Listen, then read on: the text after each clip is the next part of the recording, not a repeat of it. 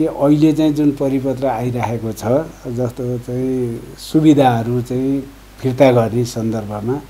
गर्ने कुरा जो पदबाट मुक्त भयो जसले जे गर्यो त्यो त एउटा पाटो र त्यसको जो पदमै छ भोलि चाहिँ राष्ट्रिय सभा चल्ने बित्तिकै